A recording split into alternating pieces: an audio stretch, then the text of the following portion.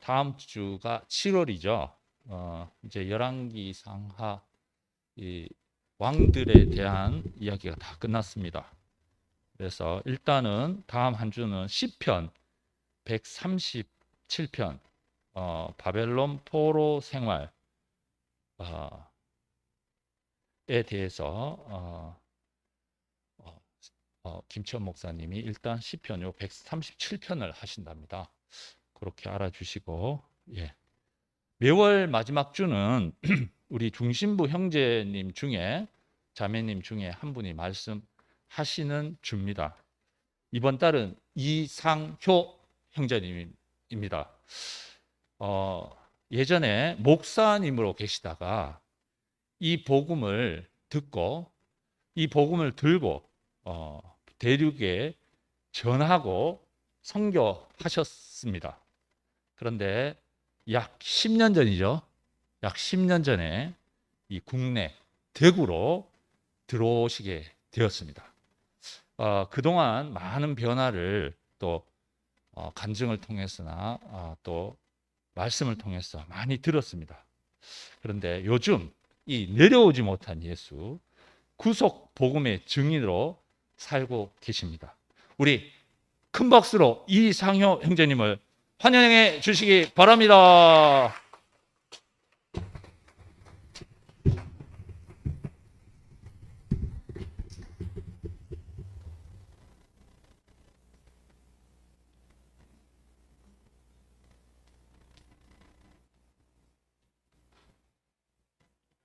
이상효 형제입니다.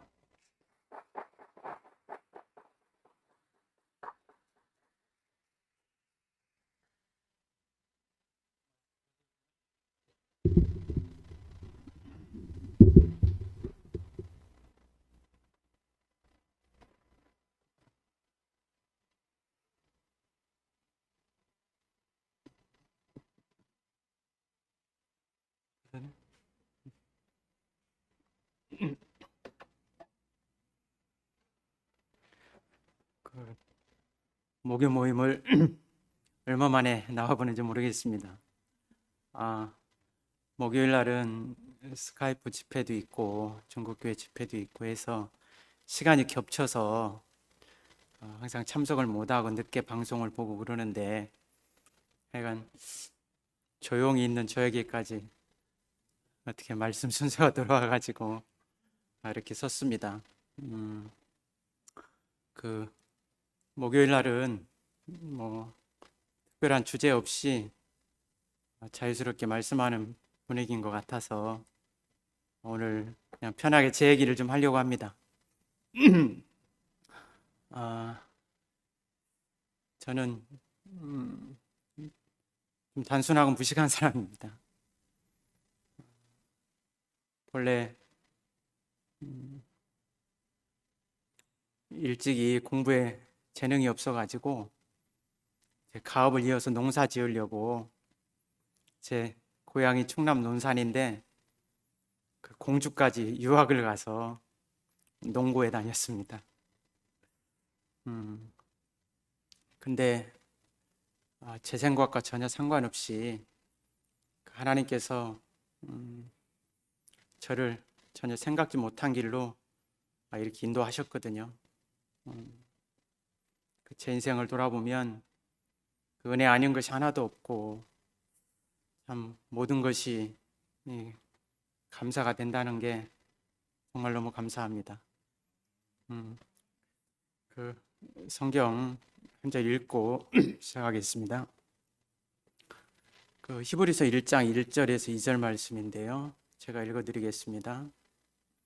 옛적의 선지자들을 통하여 여러 부분과 여러 모양으로 우리 조상들에게 말씀하신 하나님이 이 모든 날 마지막에 아들을 통하여 우리에게 말씀하셨으니 이 아들을 만유의 상속자로 세우시고 그로 말미암아 모든 세계를 지으셨느니라.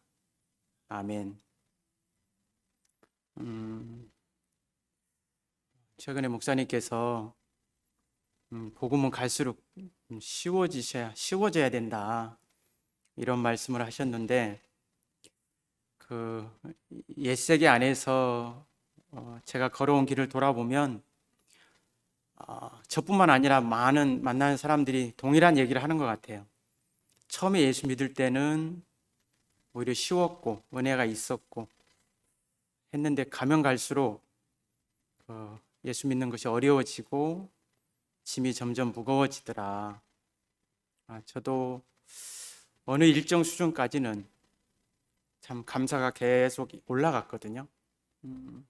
그리고 하나님의 많은 은혜를 경험하고 근데 뭔가 이제 뜻대로 안 되고 어려운 일이 있지만 그것도 감사하지만 그런데 문제는 내가 아는 바 그 하나님의 말씀대로 사는 것이 쉽지가 않았다.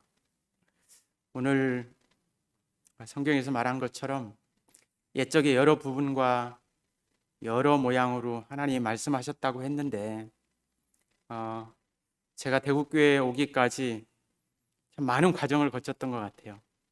많은 말씀들을 들었고 많은 교회들을 거치고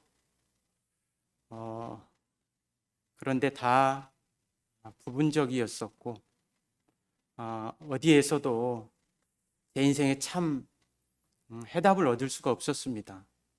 그래서 부분적으로 다 감사하고 하지만 늘 이렇게 풀리지 않는 그런 문제들이 있었고 결국에는 이제 그것이 담임 목회를 한 8년 차 돼서 8년 하고 났는데 한계의 상황이 딱 왔어요.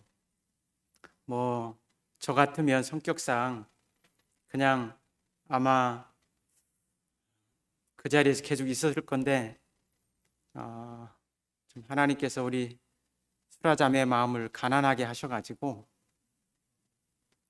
어느 날 갑자기 전혀 생각지 못한 소리를 듣게 됐습니다. 당신은 남편으로서는 부족함이 없는데 목회자는 아닌 것 같다. 그러니까 목회만 안 하면 뭘 하든지 좋고 목회를 계속 한다고 하면 더 이상 못 살겠다. 이런 선포를 하는 거예요. 지금 생각해 보면 그때는 하다 안 되니까 이제 충격요법을 써나 했는데 지금 생각해 보면 그 일이 얼마나 참 감사하고 저를 더 이상 지체하지 않고 이 길로 올 수 있도록 하는 어떤 새로운 출발점이 됐다는 게 얼마나 감사한지 모르겠어요.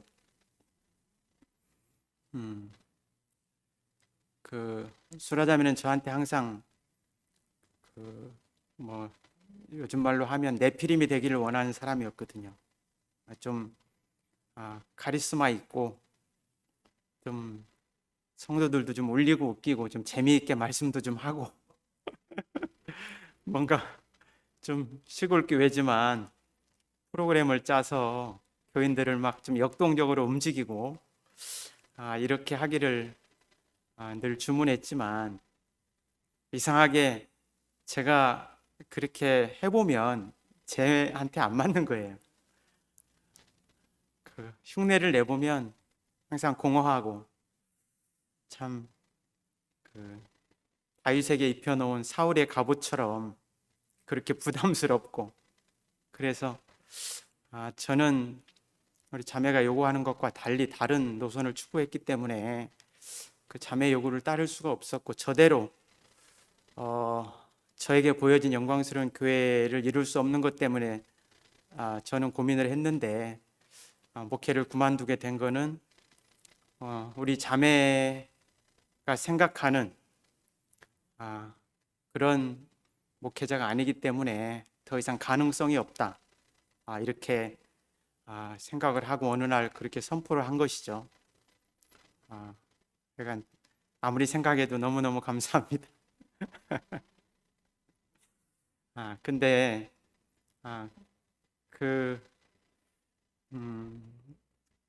그때 다시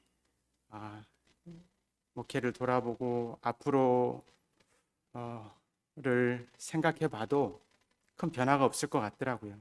그래서 약간 한 1년 교회를 안정시켜 놓고 떠나더라도 후회함이 없이 약간 최선을 다해서 우리가 교회를 돌아보고 1년 후에 떠나자.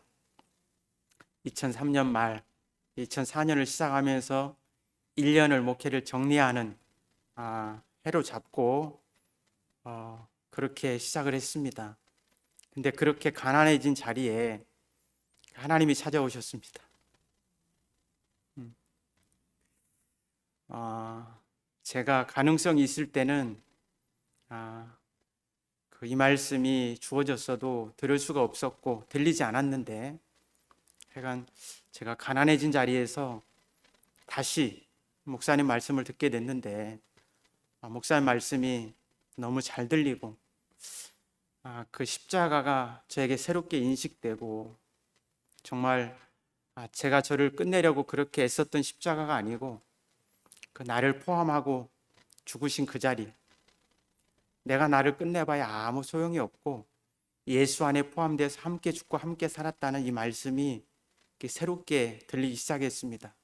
그래서 들린 만큼 인터넷에서 목사님 말씀을 보면서 제가 2004년 한 해를 새로운 목회를 했습니다. 그래서 그때 능력과 지혜이신 그 십자가 못 박힌 그리스도를 제만큼 듣고 소화하면서 그 말씀을 한 생각이 납니다.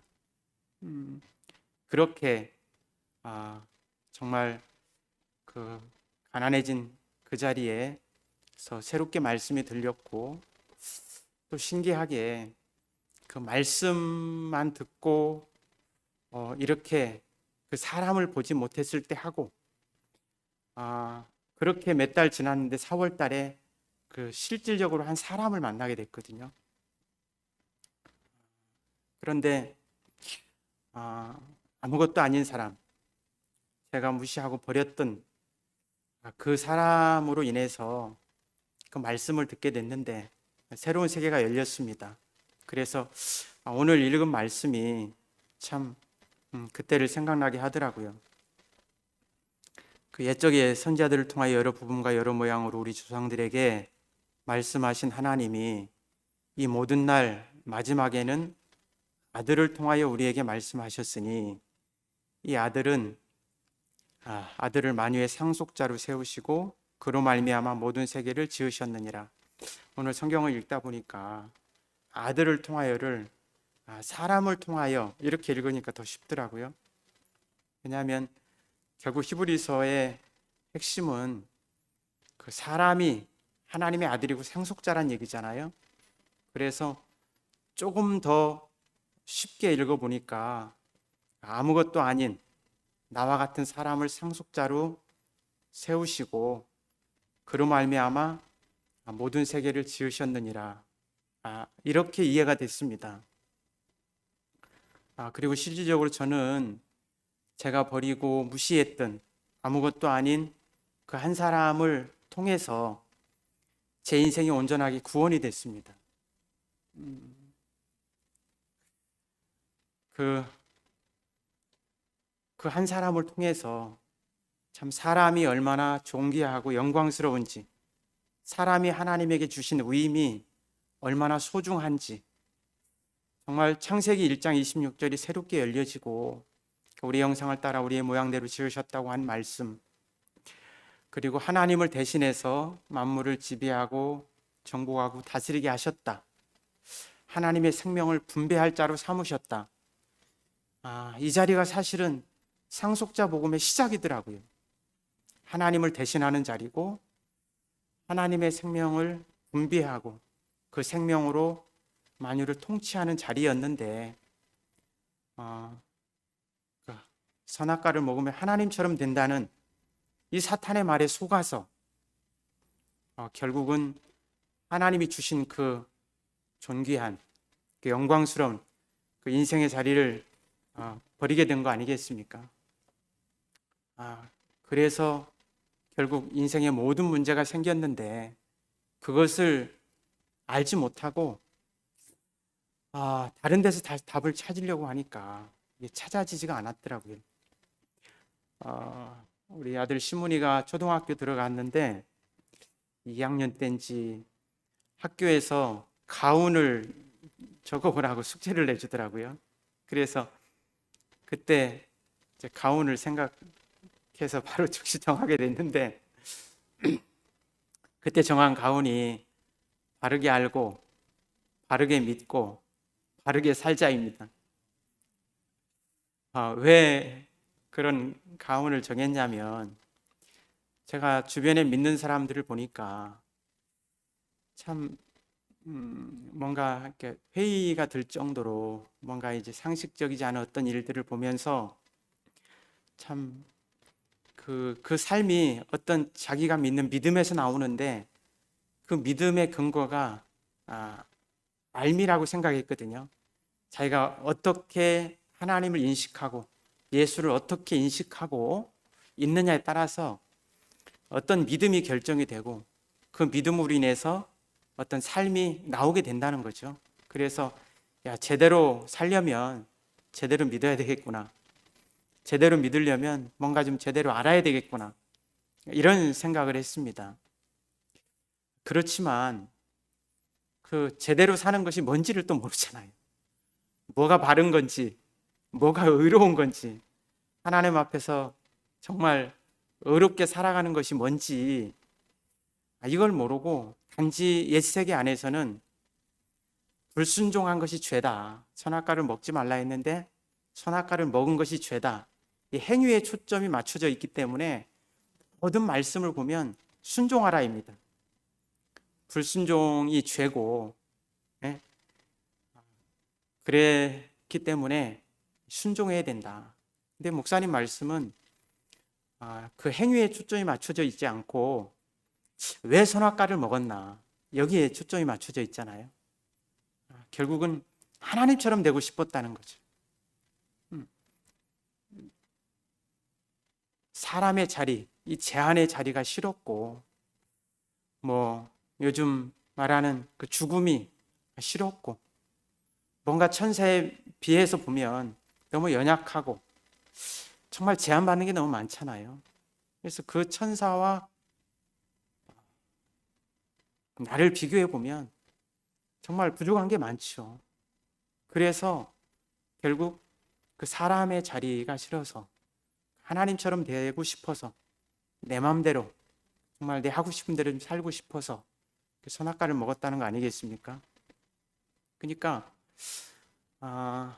정말 의는 그 하나님이 정해주신 인생의 자리에 있는 거잖아요.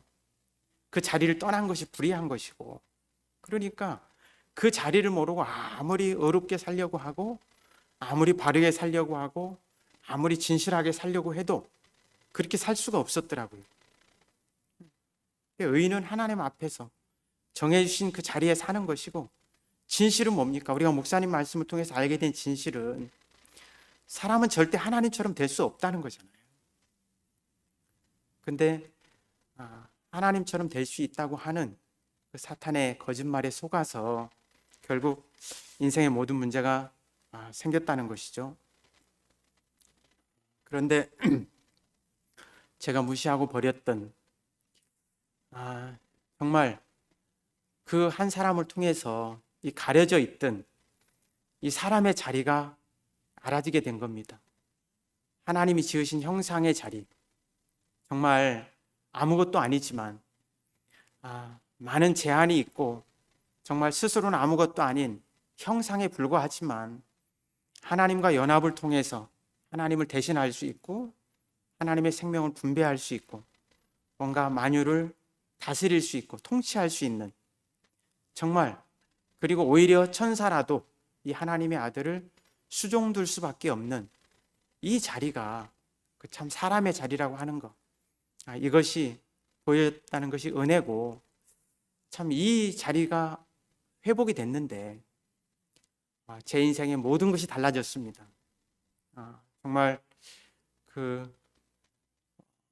저는 2004년 한 해 목회를 마치고 중국에 가려고 했는데 한성령님이 대구로 부르셨어요. 중국 가기 전에 교회를 좀 더 깊이 보고 가면 좋겠다. 그래서 한성희 형 집 옆에 원룸 얻어서 6개월을 같이 살면서 교회 구석구석을 이제 누리게 됐습니다. 그 시간이 저에게 그 남아있던 저의 어떠함을 다 끝내는 너무나 소중한 시간이었어요. 그래서 6개월을 살고 중국에 들어갈 때 저에게서 딱 갈라진 게 뭐냐면, 나는 옛세계에서는 옛사람 아담을 가지고 그리스도를 살아보려고 하니까 이렇게 어렵고 힘들었구나. 길이 달랐는데 이탈한 그 자리에서 뭔가 정상적인 삶을 살아보려고 하니까 너무 힘들고 어려웠더라고요. 그런데 정말 목사님이 어느 자리에 계신지 그게 더 선명하게 보였습니다. 십자가에서 정말 죽고 내려오지 못한 그 자리에서 그 하나 된다는 것을, 물론 그때는 내려오지 못하는 말씀하지 않으셨죠. 그렇지만 그 목사님의 말씀은 이전에 제가 알고 믿었던 신성과 인성의 예수도 아니었고, 정말 그런 모든 것들이 다 빠진 십자가에 매달아 놓으면 죽을 수밖에 없는 그 사람의 자리에서 저하고 하나로 만나졌고, 거기가 새 창조의 근원이라고 말씀하셨고, 거기서 제 인생이 발견되고, 거기서 저의 참 사람의 원형이 회복이 되고, 거기서 잃어버렸던 참 저를 찾고 사탄에게 유린됐던 인권이 회복이 되고, 정말 이렇게 알고 이해했지만 6개월을 살면서 그게 더 분명해지고, 목사님은 시작이 달랐구나. 이 대구교회는 시작이 다르구나. 죽고 다시 난 데서 시작했구나. 그때 계시록을 시작할 때 저한테 너무 분명하게 보여진 것이 그겁니다. 새 예루살렘에 대한 이상. 새 예루살렘은 참 사람으로 지어진 참 사회다. 그 참 사람은 죽고 다시 난 사람이다. 그러니까 죽고 다시 산 사람, 끝나고 새로 시작된 사람, 정말 위치가 회복된 사람. 저는 목사님 말씀 처음 들을 때부터 참 씨를 참 많이도 강조하셨던 것 같아요. 그래서 저는 목사님 말씀을 듣기 전에 제 문제인 줄 알았거든요. 제가 능력이 부족해서, 뭔가 의지가 부족해서 안 된다고 생각했는데, 목사님 말씀 듣고 나니까 전혀 그게 아니더라고요. 제 문제가 아니고 씨의 문제였구나. 밭의 문제가 아니고 씨의 문제고 농부의 문제였구나. 이렇게 알아졌습니다. 그래서 정말 그 참된 씨, 참된 복음, 제 인생의 위치를 회복시켜 주시는 이 말씀 안에서 제 인생의 구속을 받게 되고, 제가 새로운 판에서 정말 새로운 삶을 살게 됐습니다. 그래서 중국에 들어갈 때는 제가 다른 소원을 가지고 가게 됐습니다. 대구에서 이 아름다운 교회가 이루어진 것처럼 중국에도 이 아름다운 교회가 이루어지기를 원하는 마음이 생기고, 씨가 분명하니까 이 씨가 거기에 떨어지면 그곳에도 이런 교회가 나오겠구나, 이렇게 생각이 됐습니다. 제가 중국으로 가려고 시작했던 그 시작은 너무 막연했거든요. 정말 갈 바를 알지 못하고 막연하게, 정말 그 40세의 모세가 저로 발견됐고, 저는 이 말씀 듣기 전에 막연하게 중국 가서 또 과정을 거치다 보면 40년 후에 하나님이 모세를 부르셔서 다시 기회를 주신 것처럼 혹시 저에게도 그런 기회를 또 주시지 않겠는가, 이렇게 출발을 했었거든요. 근데 목사님 만나고 나서는 그 40년이 그냥 그대로 사라졌습니다. 대구에 6개월 살고 났는데 그 80년의 세월이 후딱 지나가서 80세의 모세로, 정말 저로서는 아무것도 아니고 아무것도 할 수 없는 사람인데 하나님이 다시 시작하는 자리에서 새로운 소망을 가지고 중국에 가게 됐습니다. 저에게 그때부터 그 새 언약의 사역이 시작됐습니다. 판이 바뀌고 나니까 그 저의 어떠함과 전혀 상관이 없더라고요. 그리고 제가 가자마자 형님들이 오셨기 때문에 형님들이 함께 씨를 뿌리고 경작해 주셨고, 그래서 정말 중국에도 정말 아름다운 교회가 곳곳에 생겨나서 함께 이 은혜를 누리고 있다는 게 너무 감사하고요. 제가 목회하면 못 살겠다고 한 이 자매가 중국 가서 우리는 뭐 하숙을 하든지 뭘 하든지 우리가 먹고 사는 건 뭘 해도 먹고 살 수 있지 않겠냐, 아무 대책 없이 그러고 갔거든요. 그래서 뭐 한국어 가리키는 것도 알아보고 이런저런 일들을 했는데, 하나님 은혜로 전적으로 사역만 할 수 있도록 그렇게 은혜를 베풀어 주셨거든요. 8년 동안 너무 행복하게 이 말씀을 전했고요. 놀라운 것은 목회할 때는 제일 뒤에 앉아가지고 제 말씀 듣고 판단하는 우리 자매가 판이 바뀌고 나니까 제일 은혜를 받는 거예요.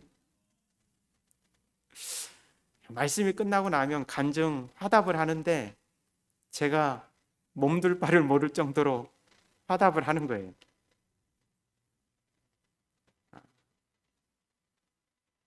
왜냐하면 판이 바뀌었으니까요.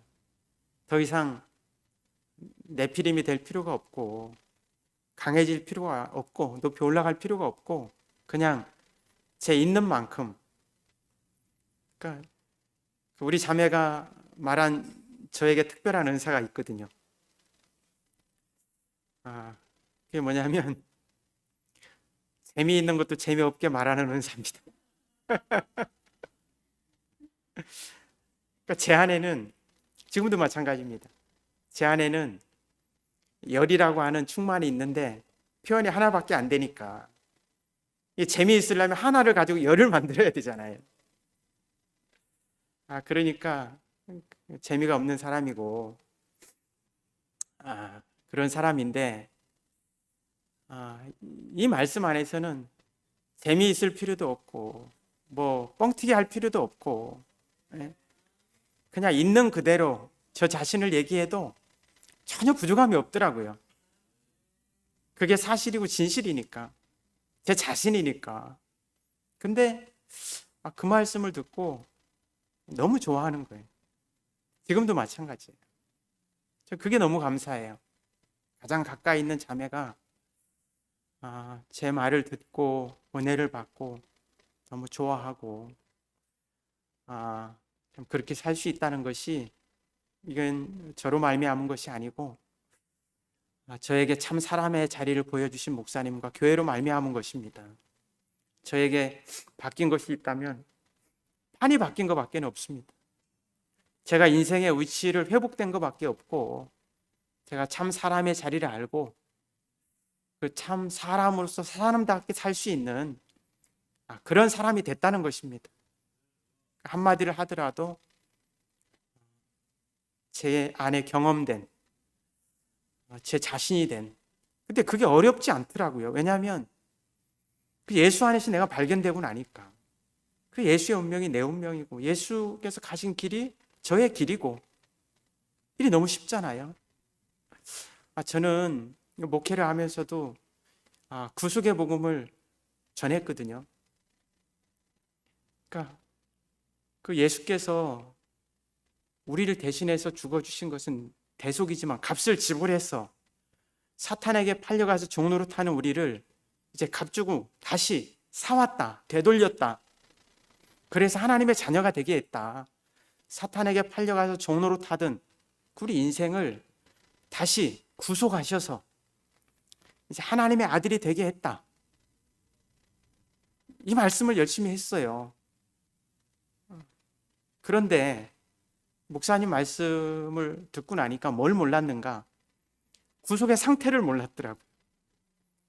아무리 구속을 얘기해도 사탄에게 팔려가서 종로로 타던 인생을 우리를 구속하셔서 하나님의 아들이 되게 하셨다 해도 그 하나님의 아들의 삶이 뭔지,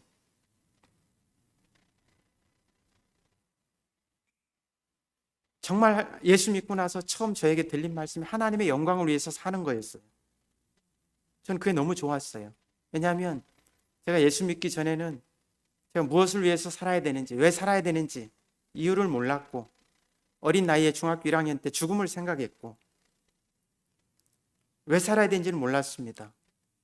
근데 교회 가서 사람은 하나님의 영광을 위해서 창조됐다 이러니까 거기서 저의 정체성이 찾아지더라고요. 난 하나님이 창조하셨네. 난 하나님의 영광을 위해 살자네. 이게 너무 좋게 들렸어요. 그래서 전 그때부터 하나님의 영광을 위해서 살아보겠다고 얼마나 열심히 신앙생활을 했는지 몰라요. 그래서 고등학교 때 별명이 목사고, 저 훈련소에 들어갔는데 훈련소에서도 그 짧은 3주 교육받는데 조교가 목사라고 별명 짓고 훈련 나갈 때 불러가지고 오늘 훈련 잘 받게 해달라고 와서 기도하고 나가고, 훈련 받고 와서 또 기도시키고. 제가 처음 훈련소 들어가서 주일 돌아왔는데, 옛세계 안에서는 주일 성수를 목숨 지키듯이 지켜야 된다 그러잖아요. 그래서 겁도 없이 주일 됐는데 뭐 교회 갈 생각을 아무도 안 하고, 교회 가란 말도 없고, 뭐 종교활 이런 걸 전혀 없길래 교회 없냐, 나 교회 가야 되는데, 다른 사람들 막 뭐 변기 총 닦고 뭐 하고 하는데 교회 가야 된다고 쫄라가지고 교회를 갔거든요. 하여간 그때부터 목사 별명도 듣고, 그렇게 하나님의 영광을 위해서 살아보겠다고 살았는데, 그때는 다 하나님의 영광을 위해 사는 것을 다 성공하고 잘 되고 머리 되고 뭔가 뭘 좀 좋은 것을 가지고 하나님께 가서 드려야 이게 하나님의 영광을 위하는 것처럼 그런 말씀들을 하니까 그 하나님의 영광을 위해 사는 것도 쉽지가 않더라고요. 1등에 하나님께 영광을 돌린다면 하나님은 1등한 하나님밖에 안 되잖아. 1등만 받으시는 하나님. 머리는 좋아하고 꼬리는 안 좋아하고, 항상 머리만 되라 그러니까 꼬리는 하나님을 찬양할 수 없는 것이 옛세계였거든요. 그런데 목사님 말씀을 듣고 나니까 사람이면 되는 세계, 뭘 할 수 없어도, 능력이 없어도, 오히려 능력이 없을수록 더 하나님을 찬양하기 합당하다는 거예요. 저는 이게 충격이었어요. 아브라함이 자기 믿음이 있으니까 자기 힘을 보태가지고 이스마엘을 낳는다는 거예요. 근데 그 힘이 다 빠진 100세 아브라함이 돼야 이삭이 온다. 이게 복음 아니겠습니까?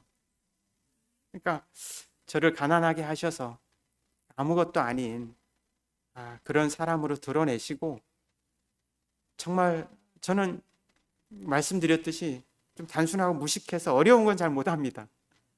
저는 자라면서 건강도 약하기 때문에 의지도 강하지도 못해요. 그래서 어려운 일은 잘 못하는데 이 구속의 복음은 저에게 너무너무 쉬웠어요.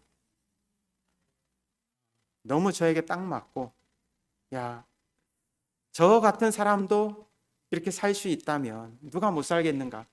사실 저는 그 한성희 형님을 통해서 그 한 사람을 받고, 그 형님을 처음 만났을 때 형님이 박광석 형님을 말씀해 주시는데, 제가 보진 않았지만 형님이 말씀하시는 그 사람이 존재적으로 하나님을 그렇게 찬양할 수 있다면 내가 하나님을 찬양하는데 전혀 부족함이 없구나. 저는 처음으로 어디 가서 말씀을 들으면서 저렇게 사는 건 나도 살 수 있겠네, 이 생각을 처음 했습니다. 교회 성장 대회나 목회자 세미나 뭐 어떤 부흥회에 가면 대단한 분들이 와서 말씀하기 때문에 부럽기는 하지만 그렇게 될 수가 없어요. 포함이 안 됩니다. 근데 저와 똑같은 아무것도 아닌 사람이 그 아무것도 아닌 자리에서 아무것도 아닌 그 예수를 말씀하는데 우리가 똑같은 예수, 정말 만나는 작고 세밀하고 그렇다고 한 것처럼 정말 작고 아무것도 아니어서 제가 너무 쉽게 먹고 소화시킬 수가 있었습니다. 그래서 정말 제가 그 옛세계 안에서 다 틀만, 형상만 가지고 있었더라고요. 하나님의 영광을 위한다는 것도 그 실제는 없고 하나님의 영광을 위해서 살아야지, 내용을 몰랐어. 근데 하나님의 영광, 형상인 사람 안에 하나님의 생명이 담겨져서 나타나는 게 이게 하나님의 영광이잖아요. 너무 쉽잖아요. 빈 밭에 씨가 뿌려져서 그게 드러나는 거. 저는 믿음도 참 그 킹제임스 성경을 보면서 그걸 보니까 우리나라 성경에 대한 믿음인데 킹제임스 성경을 보니까 믿음이 두 종류로 나눠져 있더라고요. 빌리브 믿음이 있고 페이스 믿음이 있고, 빌리브 믿음 그냥 쉽게 얘기하면 그냥 내 필요를 가지고 주님을 의지하고 믿고 구하고 찾는 그런 믿음이라면, 성경의 페이스 믿음은 예수의 믿음을 얘기할 때 페이스 믿음, 페이스라는 단어가 들어가요. 예수 안에 있는 믿음, 예수의 믿음. 히브리서 12장에 예수는 믿음의 창시자시고 완성자시다, 믿음의 주여 온전케 하시는 예수를 얘기할 때 그 믿음은 페이스를 얘기하고 있습니다. 그래서 정말 저는 이 말씀을 듣기 전에도 페이스 믿음, 예수의 믿음을 좀 본받고 싶어가지고, 그 예수의 믿음이 뭔가, 죽기까지 순종하신 믿음, 그 믿음을 본받아서 그렇게 살아보려고 애를 썼거든요. 근데 제가 대구 와서 있을 때 목사님이 히브리서를 말씀하셨어요. 근데 히브리서 이 말씀을 하시면서, 믿음을 얘기하시면서, 예수가 믿음의 창시자시고 완성자라고 하는데, 그때 내용은 다 생각이 안 나요. 근데 제 안에서 딱 알아진 게, 이 페이스 믿음이 이게 해결이 됐어요. 나는 예수의 믿음을 본받으려고 했고, 예수님처럼 살려고 했고, 예수님의 행위를 본받으려 했고, 이런 사람인데, 목사님은 그때도 예수 그는 누구인가, 예수 그 본질을 말씀하셨던 거예요. 그래서 나는 예수를 모르는 사람이고 단지 예수의 믿음을 본받아 살려고 하는 사람인데, 이 십자가 안에서 예수와 내가 하나로 딱 만나진 그 자리가 있으니까 내가 예수가 아니면, 예수와 내가 하나가 아니면 예수의 믿음으로 산다는 건 이건 불가능한 거구나. 그래서 예수의 믿음을 본받고 싶었고 그렇게 살고 싶었지만 이게 그렇게 어려웠구나. 근데 그때 딱 알아졌어요. 십자가에서 그 못 박혀 죽은 그 예수, 나와 똑같은 사람 그 예수 안에서, 그 십자가가 우리가 새롭게 창조되는 곳이라 했잖아요. 새롭게 태어나는 곳, 새 생명이 태어나는 곳, 옛사람이 끝나고 예수와 함께 다시 태어나는 곳. 그러니까 거기서 함께 죽고 함께 산 한 운명으로, 한 사람으로 만나진 그 자리가 딱 발견되고, 그 시점에서 예수의 믿음을 딱 보니까 예수의 믿음과 예수가 분리된 게 아니고 예수 자신에게서 예수의 믿음이 나온 거구나, 이게 알아졌어요. 그러니까 예수의 믿음으로 사는 거, 예수님처럼 사는 게 너무 쉽더라고요. 이렇게 나가면 안 되는데 제가 말씀을 하라 해서 항목을 쭉 적어봤는데, 이 서론을 얘기하다 보니까 시간이 다 됐네.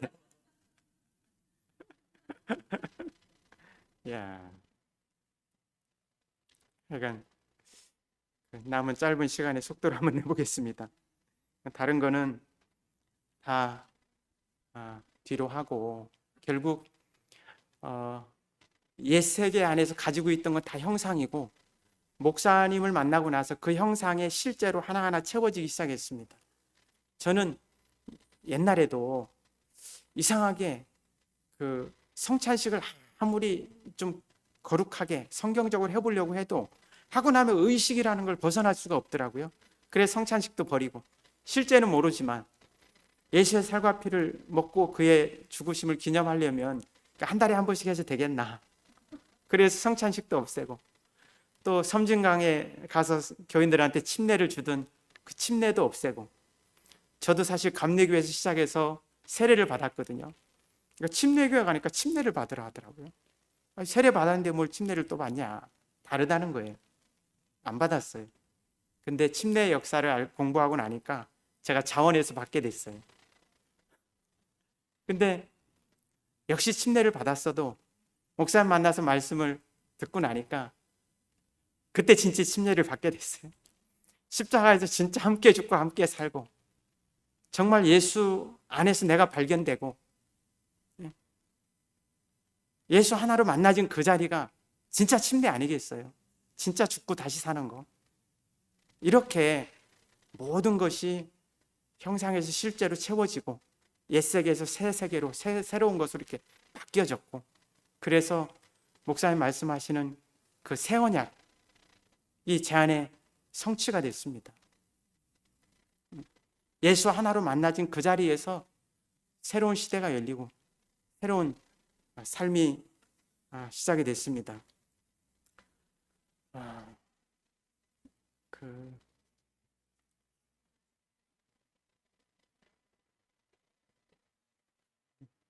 그래서 제가 이 말씀을 알고 나서 저에게 있어서 저의 복음은 물고기 복음이었습니다. 항상 누구를 만나면 저는 물 떠난 고기와 같은 사람이었다. 그래서 너무나 내 필요가 많아서 이것도 주시고 저것도 주시고 참 기도를 많이 했는데, 물 떠난 고기가 기도를 하면 무슨 기도를 하겠습니까? 목이 말라요. 숨이 안 쉬어져요. 헤엄이 안 쳐져요. 왜 이렇게 팔딱거리는지 모르겠어요. 정말 그 정상적인 자리에 있으면 구하지 않아도 되는 그런 기도를, 물을 달라고, 이러이러한 것들을 안 하게 해달라고 기도를 많이 했는데, 그 기도를 들어주신 게 아니고 그냥 물속에다 퐁당 집어넣어 준 거죠. 이게 구속의 복음 아니겠습니까? 그 위치가 회복이 되니까 기도할 게 다 사라져가지고, 저 한성이 형 2번 만나고 나서 새벽 기도를 바로 없앴습니다. 새벽에 기도하려고 무릎을 꿇으니까 뭘 주십시오 할 기도가 생각이 안 나고 할 수가 없어요. 그냥 감사합니다만 하다가 그 다음부터 새벽 기도를 바로 없앴습니다. 이렇게 정말 구속의 복음 안에서 새롭게 빚어가시는 주님께 너무 감사하고, 그래서 목사님께서 5, 6년 전부터 십자가에서 내려올 수 없는 예수를 말씀하실 때에도 저는 너무나 당연하게 받아들였습니다. 왜냐하면 목사님 말씀을 들을 때 신적인 요소가 다 빠진 나와 똑같은 사람으로 들었기 때문에, 결국 사람은 하나님처럼 될 수 없다는 게 목사님 복음의 핵심이었기 때문에, 예수가 십자가에 못 박으면 내려올 수 없는 우리와 똑같은 사람이다, 이것이 너무나 그냥 당연하게 받아들여졌고, 저는 그때 오히려 그 말씀을 들으면서 내려올 수 있었는데 안 내려왔다는 생각을 못 했는데, 그 말씀을 하시니까 그러네, 내려올 수 있는데 안 내려왔다 하면 이건 도로 천사처럼 되고 하나님처럼 되는 거 아니겠습니까? 그래서 그 여지를 다 날려버린 거니까 너무 오히려 시원했습니다. 사실 전 중국에 가서 우리 자매가 저에게 하나님처럼 되기를 여전히 요구하는 게 있었거든요. 그래서 저는 너무나 이 사람의 이 복음을 분명하게 알았기 때문에 그때 이제 자매에게 한 말이, 당신도 사람이고 나도 사람이다. 당신이 화나면 화낼 수 있는 것처럼 나도 화낼 수 있다. 이렇게 좋은 복음, 사람 되는 복음을 만나가지고 당신이 나한테 완벽하기를 요구하는 거는 나보고 도로 천사처럼 되고 하나님처럼 되라고 하는 거다. 저 그렇게 얘기했거든요.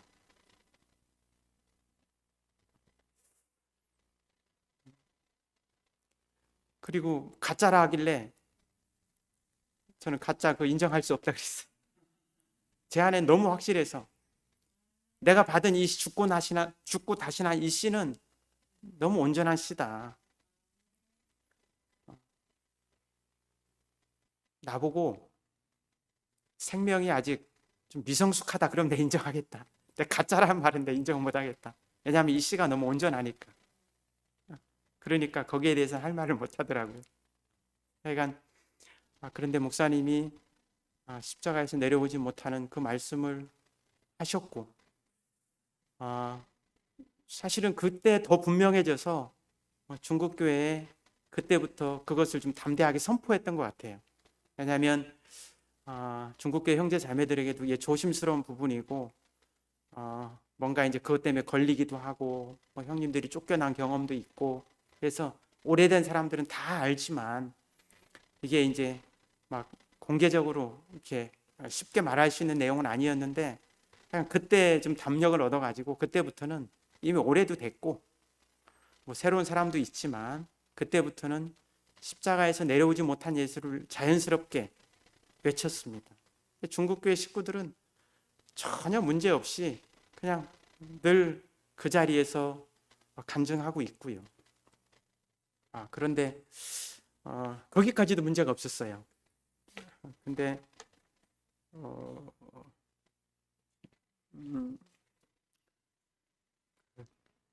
그 목사님께서 어느 날 갑자기 십자가가 희미했다 이렇게 말씀하시더라고요. 전 충격이었고, 왜 십자가가 희미했다고 말씀하시지? 나는 처음부터 너무 분명하고 지금도 분명한데 목사님이 말씀하신 십자가 안에서 새로 태어났고 예수 하나로 만나졌고, 그런데 왜 희미했다고 하시나? 잘 이해할 수가 없었어요. 조금 더 지나니까 구속의 복음이 이제 도착했다 또 이렇게 얘기하더라고요. 그래서 자매한테 왜 구속의 복음이 이제 도착하지? 난 처음부터 구속의 복음이었는데 또 이렇게 얘기했어요. 그리고 그냥 제 얘기, 제 경험을 얘기하는 겁니다. 그리고 좀 더 지나니까 연애와 결혼을 얘기를 하더라고요. 연애만 했지 결혼은 안 됐다. 결혼을 못 했다. 인제 결혼했다. 근데 아무리 그 말씀을 들어봐도 그 안에서 저를 찾을 수가 없어요. 이건 또 뭐지? 하고 고민을 하고, 하여간 그 무렵에 제가 막 일하고 피곤하지만 새벽까지 우리 자매랑 참 둘이서 열띤 토론을 참 많이 했습니다. 그 결과 놀라운 걸 발견했어요.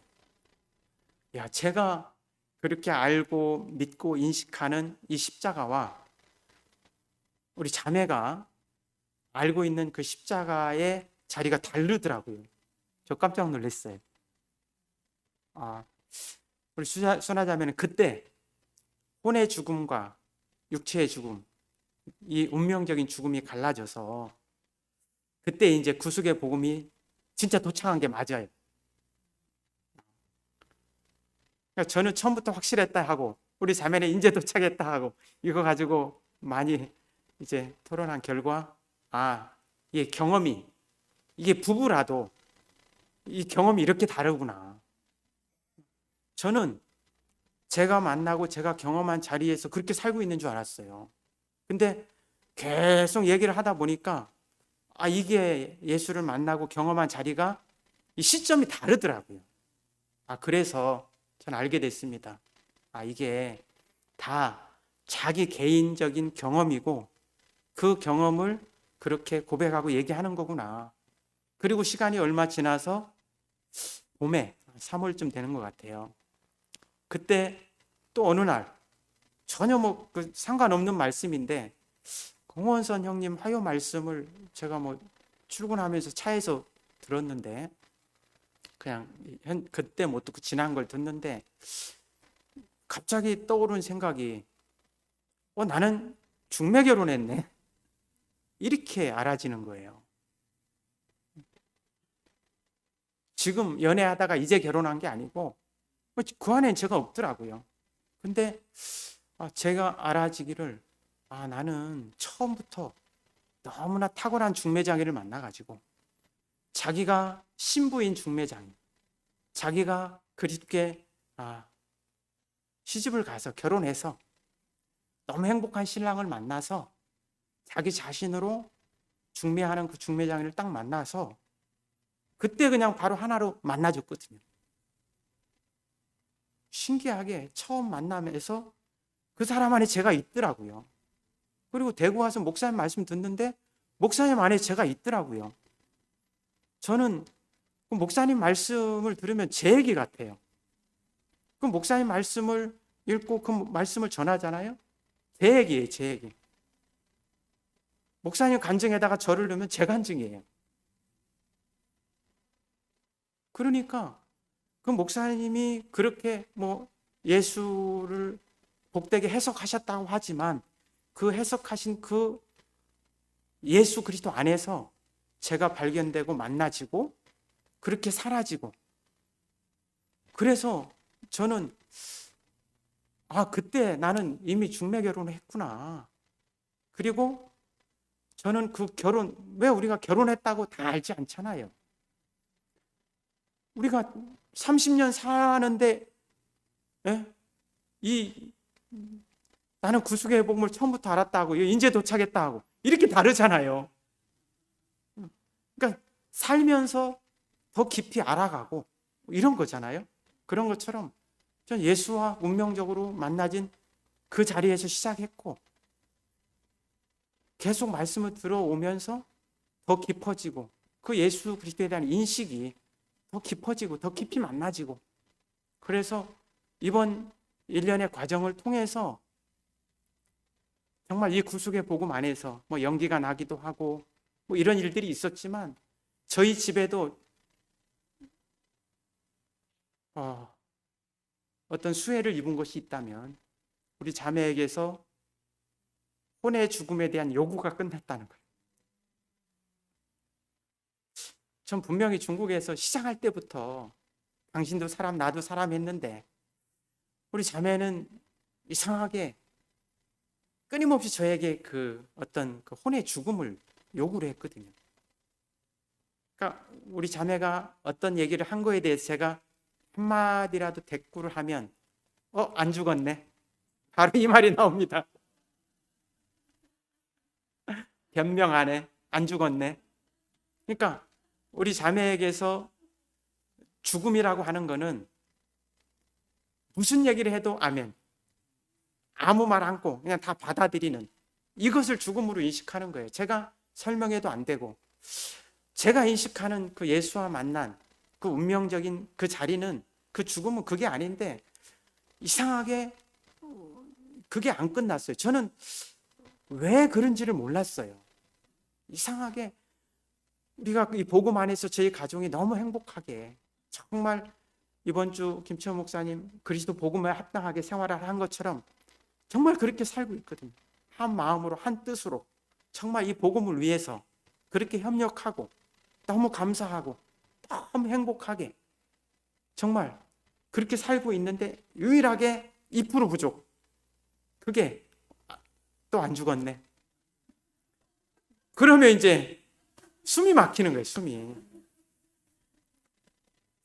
그건 아닌데 딸리 방법은 없고, 제가 왜 그런지는 알아요. 우리 자매 안에는 정한성 형님이라고 하는 그 프레임이 딱 들어있어요. 그래서 기옥이 누나가 무슨 말을 해도 아무 말 하지 않고 다 받는 그 사람을 봤잖아요. 그 죽음을 저한테 요구하는 거예요. 그래서 제가 옛날에는 나는 정한수 형님이 아니고 나는 그렇게 살 수 없고 지금은 그렇게 살 수 없고 언젠가 그렇게 살 수 있을지 모르지만 나는 그 사람이 아니다. 근데 이번에 이제 구속의 복음 이런 과정을 지나오면서 저에게서도 우리 자매에게서는 혼의 죽음, 그래서 죽었네, 살았네 이 말이 저희 집에서 다 사라졌습니다. 할렐루야. 얼마나 감사한지. 그리고 저에게서는 제가 처음부터 확실했고 예수와 결혼했고 그 구속의 복음 안에 살고 물론 저대로 그렇게 살았어요. 근데 너무 감사한 게 우리 자매가 왜 그 요구를 끊임없이 했는가? 제 안에 깊이 감추어져 있는 저를 드러내기 위함이었더라고요. 저는 이번에 이런저런 과정을 통해서 제가 알아진 것이 제가 아무것도 아닌 사람으로 인해서 살아났고 그 아무것도 아닌 그 사람으로 인해서 모든 은혜와 혜택을 누리고 살았지만 저에게 그 사람이 되라고 그 사람을 요구하는 그 자리에서는 제 깊은 곳에서 그 사람을 싫어하고 그 사람을 부인하고 싶고 그 사람을 버리고 싶은 나 그 사람 아니야. 나 그렇게 살 수 없어 하는 그 속에 제가 그 사람으로 인한 은혜를 누렸지만 제가 그 자리에 가기는 싫은 사람으로 제가 드러났습니다. 그래서 그렇구나. 진희 형제가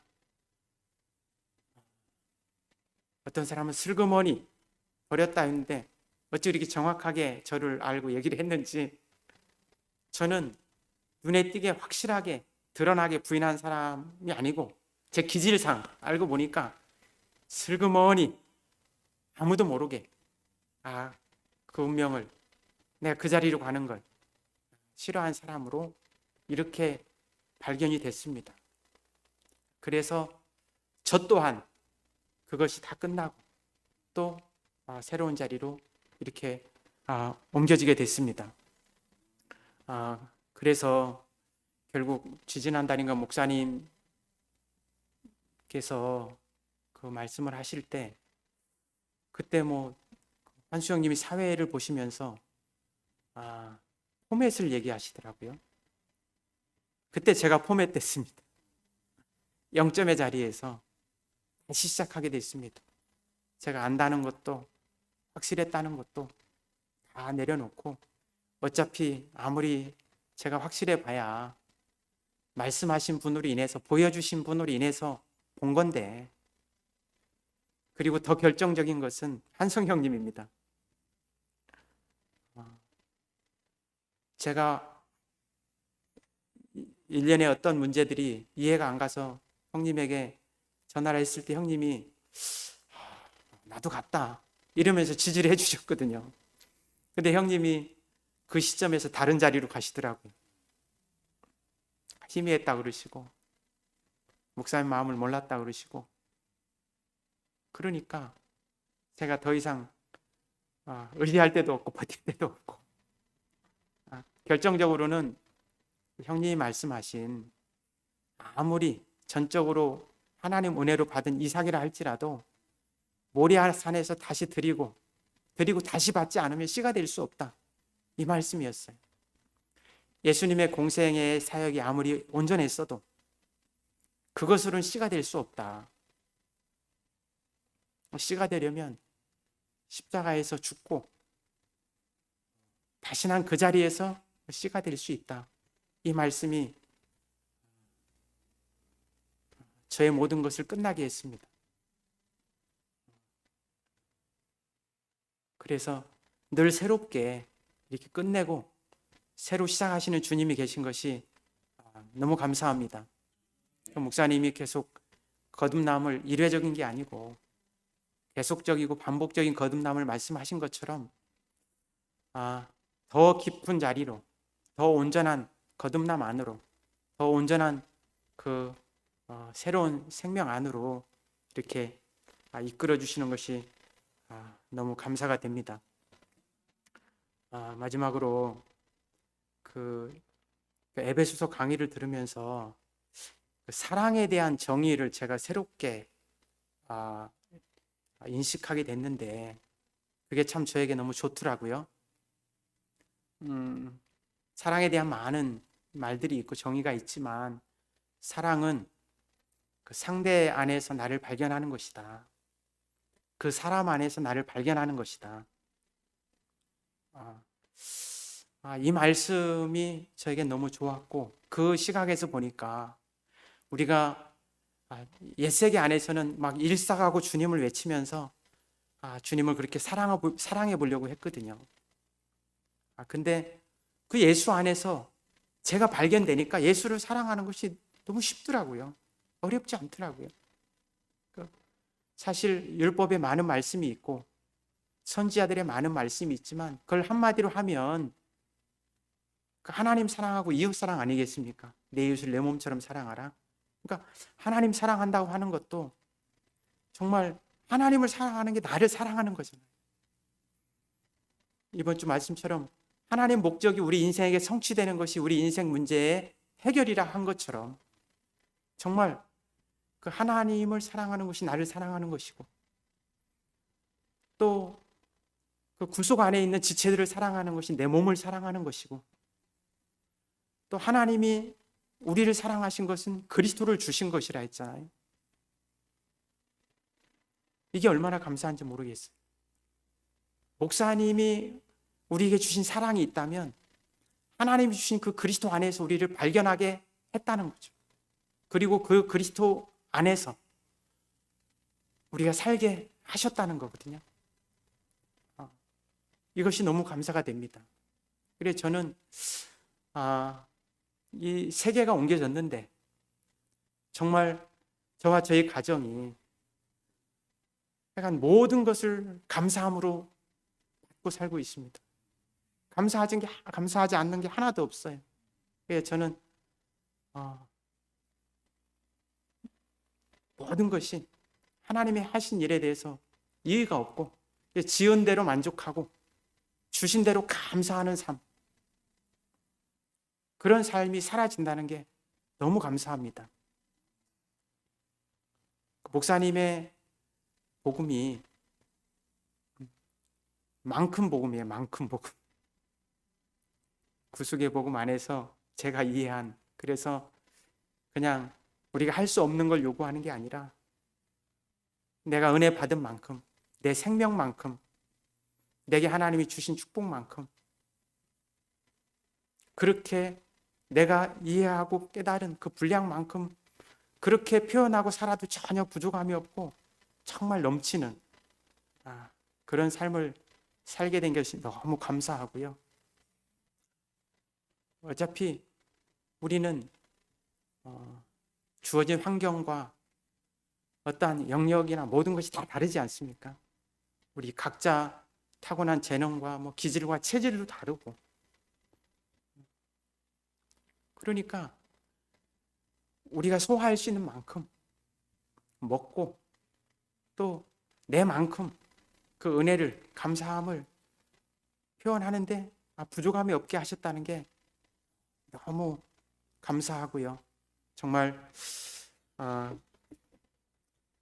오늘